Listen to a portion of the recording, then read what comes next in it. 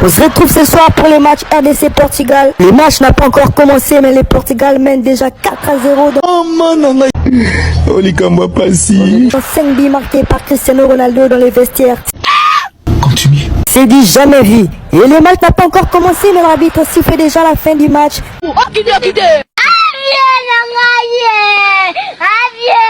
Le Portugal est qualifié.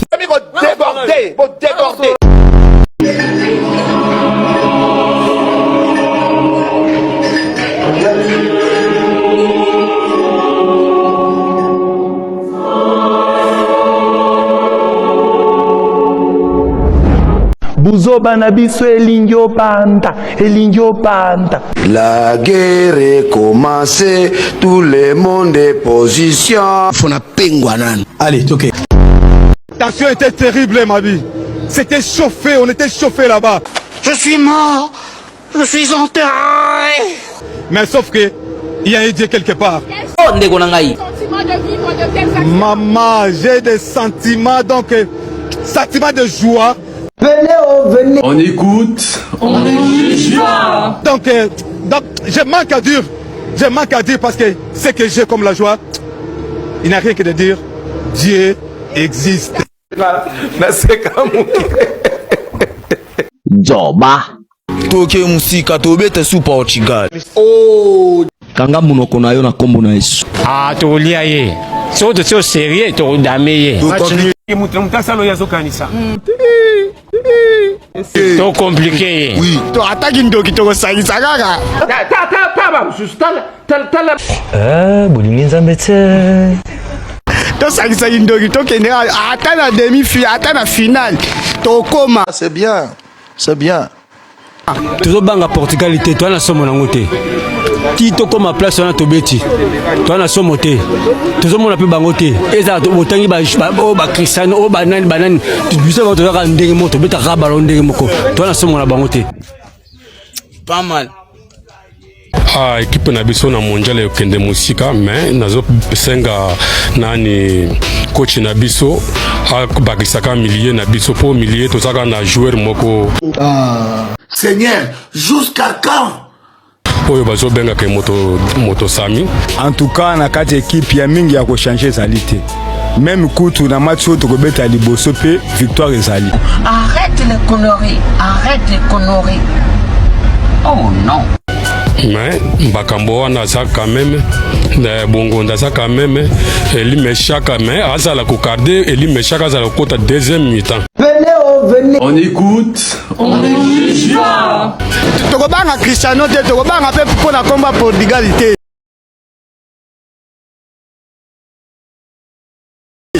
Oyo Congo ba jeu mondial ba obeta. Bon ba beta kuna ba millions ya ndeni. Je ne sais pas qu'est-ce que je dois dire. Ezaka ba millions wana kande beta kaka. Te milliers na biso ya libanga. Quel côté bon memeli biso pays na biso. Mbote beye na bisaka, milliers na biso bena ya libanga donc komekate. Dans ce que la baron lobby, tout ce que monsieur Silla, pardon. Tokobanga Cristiano Ronaldo be tobanga Portugal non tokobunda to tozami bale biso pe toyebi neni tokobeta bale. En tout cas espoir ezali. Mais suivez cet extrait, on revient tout juste après. Bon match à liboso to na Portugal. C'est ka tsoki to poli. Match à mi balé to na Gagné. Yo moni Portugal ango bena assez mabwilo Toro gagné. Ah? Toro gagné. Tika kondima moko ya aveugle. Pesa chance maître Jean. Na ko pesa chance tende tinga ya botini ngana ke bundana Golbert boyolo bananga bo pesa chance. Ba ke beta na bi botu ba bomanga to likamoni. Yo mon mambele kana na terrain lobi. Na ba to beta kina bango wana c'est le premier pays au monde ya ba banger. Ba noaler Alex. Si on a incité Ubenge. Continue. Pourquoi ne pas inciter Sébastien qu'il aille se faire foutre? Je ne serai pas impoli comme lui. Je suis congolaise, mais à partir d'aujourd'hui, je change de nationalité. Voilà, je suis maghrébin. Voilà, bismillah. C'est ce que j'ai demandé aux joueurs, de faire beaucoup plus. On l'a bien fait en première mi-temps. On a pris l'ascendant. Et ensuite...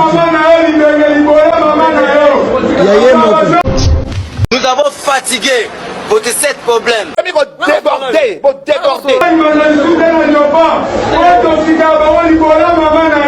Oh, ezopesa ngai pasi mingi.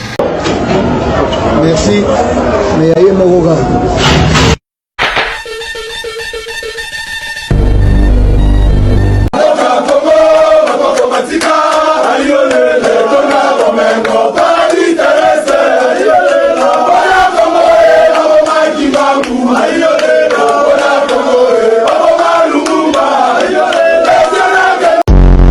C'est plus fort que la Belgique. Vous pensez que le Congo il va aller jusqu'où à la Coupe du Monde? La demi-finale. Ah ben, la finale, imaginez 52 ans de préparation. Ils a grave. Moi je dis au moins jusqu'à quart de finale. Finale, voilà. Finale. Vraiment finale. Seigneur. On va ramener la Coupe du Monde à la maison. Mais ton la chance, t'es. Est-ce que vous pensez qu'il va aller plus loin que la Belgique? Oui, c'est plus fort que la Belgique. Non, on va battre la Belgique. C'est nos oncles, on les appelle les nocos, mais on les respecte. Mais quand on va chez l'oncle, on mange beaucoup. Le Portugal pour vous c'est de l'eau alors? On va pouvoir aller. Cristiano, il est trop vieux, on va le neutraliser une chaîne. Portugal, nous respectons Cristiano. On pourrait faire un match nul pour le respect de Cristiano. Le deuxième tour, c'est peut-être la France.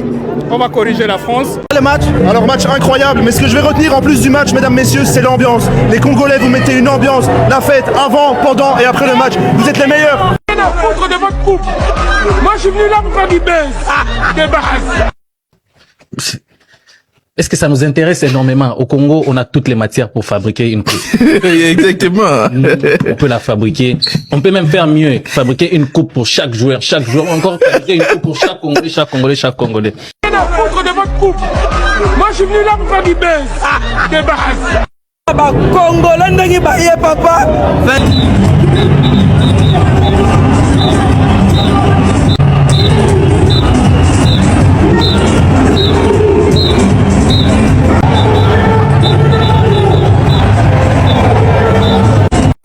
De votre coupe.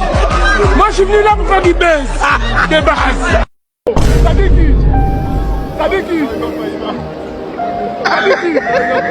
Ça décuse. Rien à foutre de votre coupe. Moi je suis venu là pour faire du buzz. Des bases.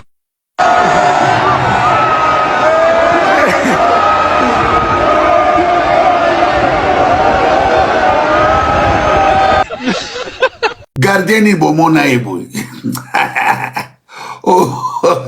Oh bifro bete. Bale ko tala gardien.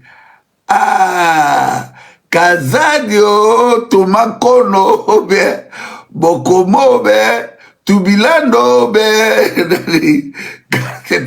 Tala gardien bande konangai. Tala gardien.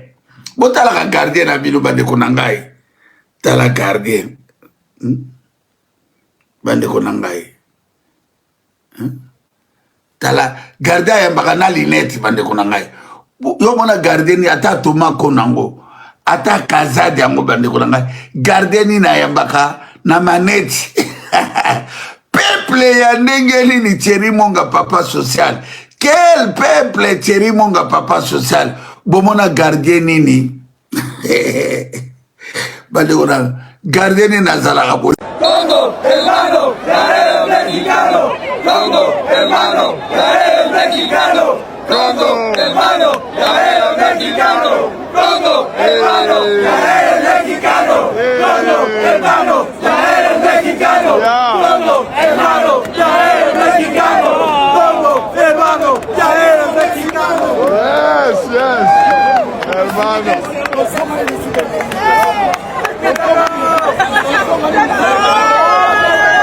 Naki. Ok. Ciao. On verra. Bye. Que son âme repose un peu.